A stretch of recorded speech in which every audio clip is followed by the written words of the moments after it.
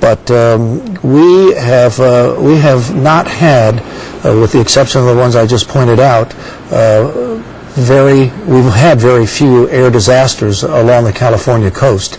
And this airline, we want to reiterate, is considered one of the safest airlines that you can fly. Alaska Airlines has a very good record.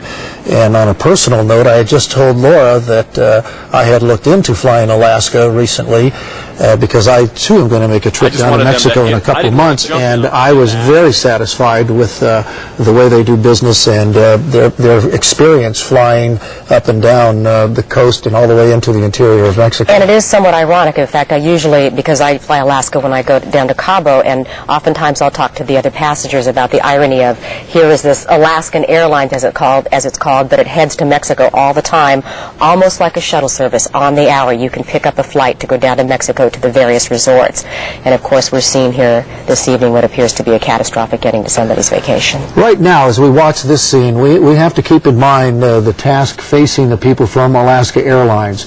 They now have, of course, the manifest. They have the roster of who is on board, and they now begin the grim task of notifying the relatives of the people that were on board this flight.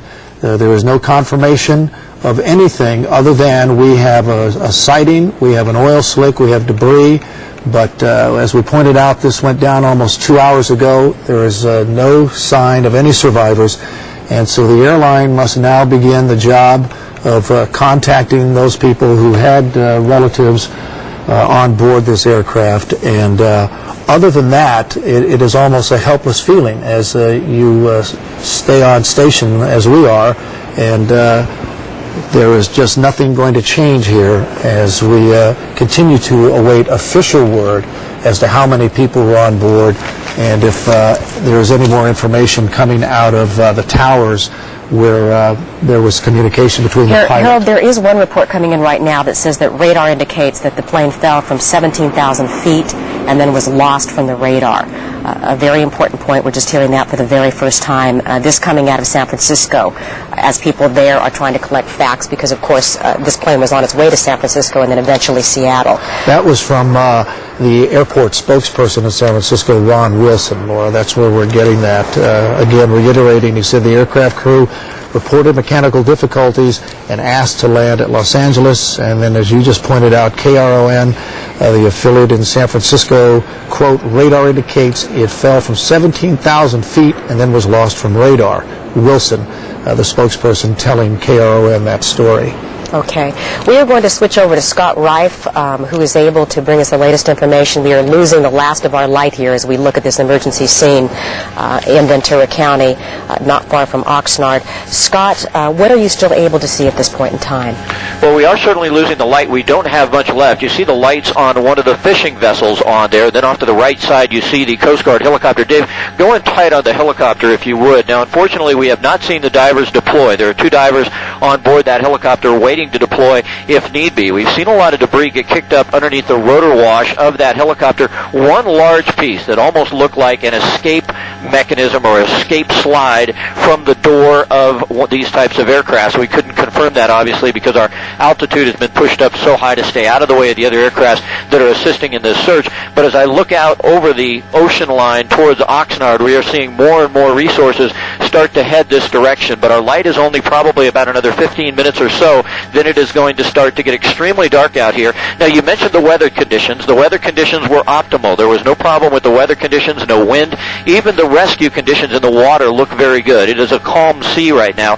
As you can see, the boats really are able to move through the water without any effort. They're not bobbing around. We don't have any white caps in the area. There's just another of what is several boats in the area starting this search. We have oil fuel work boats. We have Coast Guard cutters in the area. We have fishing boats that have responded to start to help in this search for possible survivors as well. But the real indicator here is the light that we have left, probably only 10 to 15 minutes, then it is going to get extremely dark out here. We do have a haze layer. More than likely, the Coast Guard helicopters will be able to continue to search. It depends on how quickly that marine layer that we get here in California creeps up on us very quickly. When they do point gets very close to the temperature, all of a sudden we will see that temperature dew point spread, and then we'll see fog and haze.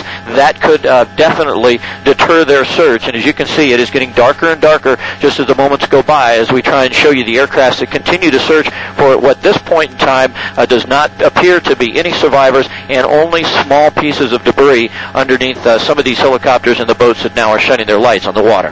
Scott, we'll keep your picture up. We want to switch now to Michael Barr, who is the Director of Aviation Safety at USC. Mr. Barr, what can you tell us about the 737?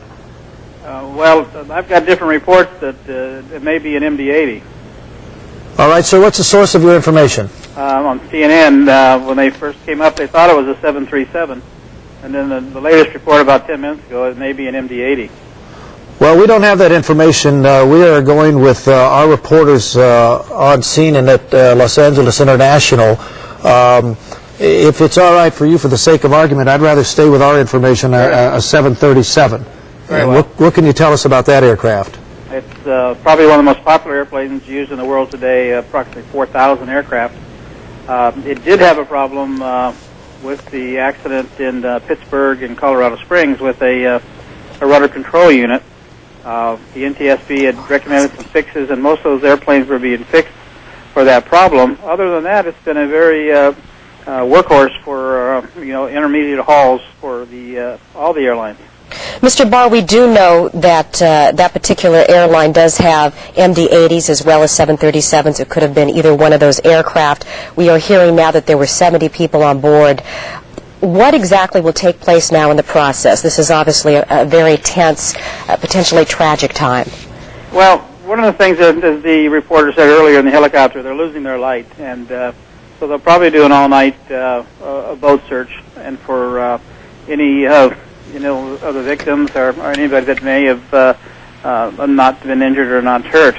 So that'll be probably all through the night, and then they'll start a recovery phase.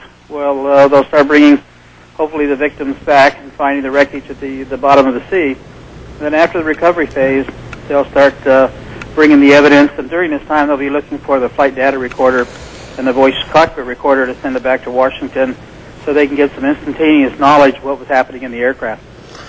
Mr. Barr, we have had our reporter on scene, David Jackson, out at LAX, spoke to the people there from Alaska Airlines, and they reported that the cockpit crew radioed that they had a problem and apparently were going to land at LAX, made the decision to push on to San Francisco, and then aborted that and had turned and was coming back to LAX. What is your sense of all of that? I know I'm asking you almost to deal in supposition, but what does that tell you, that entire sequence? Well, it appears that they had an in-flight emergency, and they worked on the emergency, and initially they thought they may have to probably divert into LAX. They probably worked the emergency, and they thought they may have had it solved, and that they could continue to San Francisco.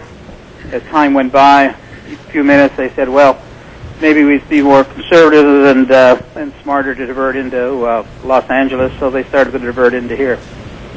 The reports are that that plane went into the ocean upside down. That was the report coming in from the Coast Guard. They received that report coming into their agency. It wouldn't appear, when you hear that kind of report, that anybody could survive that kind of an accident.